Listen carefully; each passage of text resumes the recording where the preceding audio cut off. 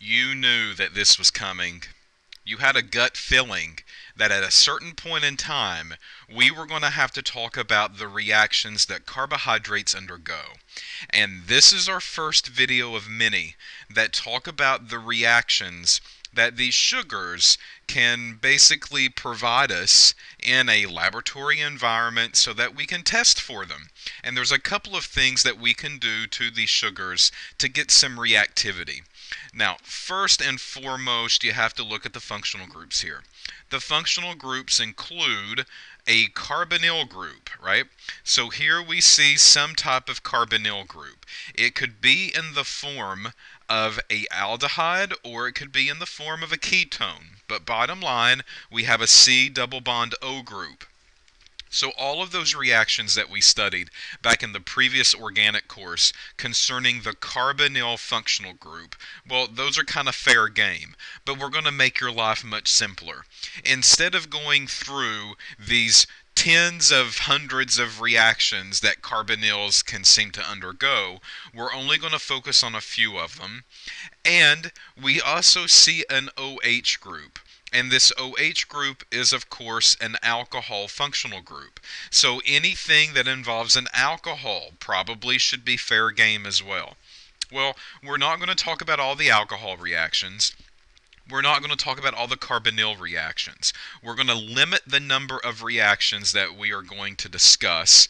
And our very first one is the reactions of a carbohydrate in a basic environment. So that's what we're going to call a basic condition. Now, basic condition basically means a base is a proton acceptor. Right? So we need to throw in something in solution that will want to look for and scour for a proton. So a proton is, of course, an H+. There's no difference between these. These terms are used interchangeably. So something we need to throw in that will look for a proton that it can pick off of the molecule fairly easy. The base that we will start off using is our simple OH group. So OH is a very good base. It's a very good nucleophile, right? So if we throw in a base in this environment, we need to figure out, well, that is a base. It needs a proton. What proton would it pull from? Well, back in the CTC 220 course, when we talked about carbonyl functional groups, we went through this entire discussion of this carbon involved in the carbonyl. And we said that this oxygen is an electron puller. And because this oxygen's an electron puller, well, the neighboring carbon that we called the alpha carbon has some special properties with it. And we discussed at that time that alpha carbons have acidic protons, and we went through and we discussed a number of different reactions that targeted that alpha carbon. Well, guess what, people? Those reactions are going to come back. That theory is going to come back. So that's the first thing that you need to relearn, hopefully, is that these sugars, wherever the carbonyl bond is, the neighboring carbon is called the alpha carbon. Aldehydes only have one. Ketones could possibly have two, right? So we'll look at those as well. But this isn't aldose. There's only one neighboring carbon. This other neighbor is a hydrogen. That doesn't count. Alright, so this is our alpha carbon, and this alpha carbon has an alpha hydrogen. So alpha carbons have alpha hydrogens, and alpha hydrogens are acidic. Well, that's beauty. That's music to my ears, because I'm throwing a base in solution that's looking for something acidic. It's looking for a proton. So the first part of this curvy arrow mechanism, I can show the arrow starting at the negative, right? This is the nucleophile. It points to the hydrogen that it can easily pick off. And this is our alpha hydrogens. Every single time it will go to an alpha hydrogen and it removes it. Well, the hydrogen has to cleave the bond just like usual, right? So these electrons basically go to the carbon and begins to form something like a carbon-carbon double bond. So that's the first part of the mechanism. All right, so the OH group comes in, takes the alpha hydrogen off, and removes it. And what we have left over is the aldehyde that didn't get touched, a CH2OH group that didn't get touched down here at the bottom. I'm just going to redraw the starting reagent. What has happened now is that this hydrogen has been removed, and if you look, the OH and the H, they go off and they marry and they have a happy little life known as water. And the electrons that are from that hydrogen bond, they need to move inward. So that means that this carbon would form a double bond with the carbon from up above. But carbon says, you know what? I already have 4 bonds. I can't take 5. So because oxygen, you wanted these electrons, same theory as what we learned in a previous course, carbon makes a decision to cleave the double bond with the oxygen and says, fine, oxygen, take those electrons. You wanted them anyway. You gave me a fit over them. So that double bond gets broken. So up here in the first step of the mechanism, the OH group takes the hydrogen, pulls it off. The electrons move in, and a double bond forms between these 2 carbons. And then in the last step of that part of the mechanism, the electrons here move up to oxygen to form this -O. Okay, so what's the story now? This is not where we're going to finish. Oxygen says, oh no, I'm sorry. I took on too much than I should have. I need to give you these electrons back, carbon, and you need to figure out what you want to do with them.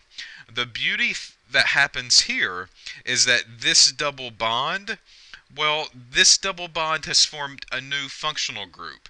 This is a carbon double bond carbon with an OH group on it. And we've seen this before. This is a alkene and an alcohol.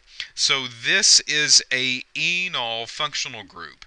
And we said already many times that enols are not stable. They will want to rearrange if they can. And what happens is that these things will rearrange and form a double bond. So we already have some instability within the molecule. So when this oxygen says, no, I don't think so, you're going to take these electrons and you're going to take them back. Carbon says, okay, fine. I already have this enol that's not stable anyway, so I'm going to take this double bond, and this double bond needs to be broken. Well, what's going to break the double bond? Well, from up here from above, we said that this H and this OH make water, right?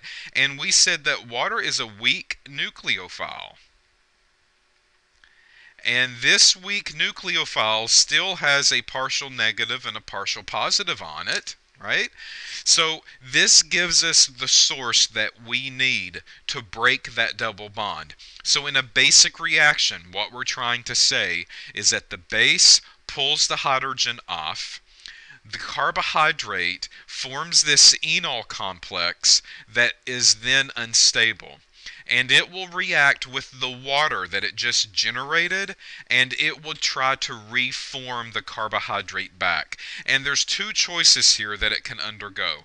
We're going to see choice number 1 and choice number 2. What will happen is that carbon will take the electrons back from oxygen without a problem. And the double bond breaks here. Now this OH group was here and this OH group was there and the hydrogen group was there, right?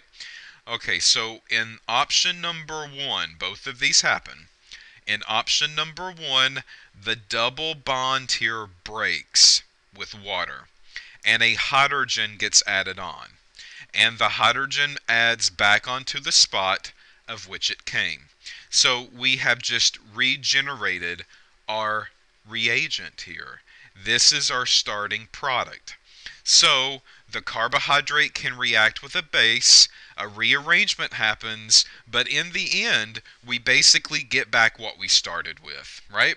So whatever sugar starts here, and if you look at this sugar complex, you should know what this sugar's called. This was one of the ones that you had to memorize, right? This sugar is called erythrose. We will see erythrose form yet again. But that's only option number one. The molecule actually has a choice, and it's just random, really. I mean, either one of these are okay with it. So when the molecule breaks that double bond, and I'm just going to draw the structure again, OHH. Let me draw the double bond this time. So the double bond here. When this molecule breaks the double bond, well, we now have kind of a chiral carbon that's getting ready to be formed, and this hydrogen can add on either side of the chiral carbon.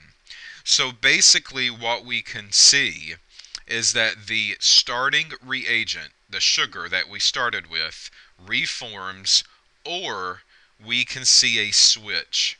And the switch basically is because you've got some freedom. That hydrogen can come in on either side of that chiral carbon and attach itself. So this is a different sugar, right? This is not our starting sugar. This is not erythrose. This is threose.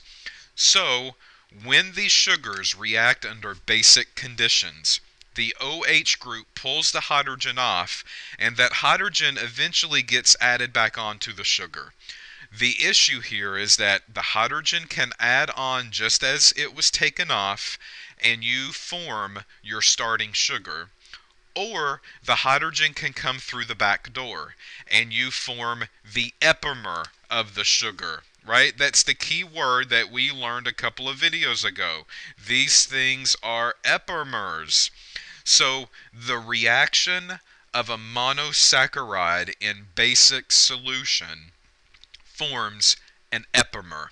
And most of the time, these are C2 epimers of each other. That is what we see because that's the alpha carbon position. That's the hydrogen position that's going to be ripped off because that's the more acidic hydrogen most of the time in these sugars. So they are C2 epimers.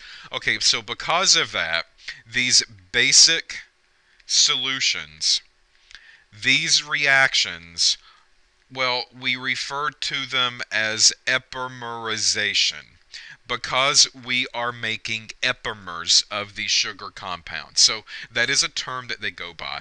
Epimerization is called a basic solution reaction. Now, what do I need to know for the test? Well, we're going to kind of keep it easy here, right? This is an organic, but it's not a true organic course. So do I need to know the mechanisms? The answer is no. You don't need to know the mechanism here. I always show it because it's very important for you to understand why these reactions are happening the way that they do. So I will always show the mechanism when I can. But will I ask you to regurgitate that on a test? The answer is no. I will ask, however, this sugar undergoes a reaction with OH. What product would form? So you kind of need to know the mechanism to understand the reactions, but I won't ask you to draw the curvy arrow mechanisms with them. All right? The assignments, that might be a different story. The quizzes, can't really do them. Most of the time they're multiple choice. On the test, not really going to be asking for mechanisms there either. So the only time that you will see it, if any, will be the assignments through the Mastering Chemistry website. So basic solutions involve an OH group. The OH group pulls that alpha hydrogen off. When the hydrogen goes back on, it can go through the front door or the back door. And depending on which direction it goes in, you can have a flip of that OH group. And this leads us to epimerization. And all of that is due to the enol-diol rearrangement, right? So we see this diol rearrangement. This enol group is breaking and it's reforming. That is why this is happening. So, congratulations, you've learned the first reaction in carbohydrate chemistry in a basic environment. Stay tuned, more to come.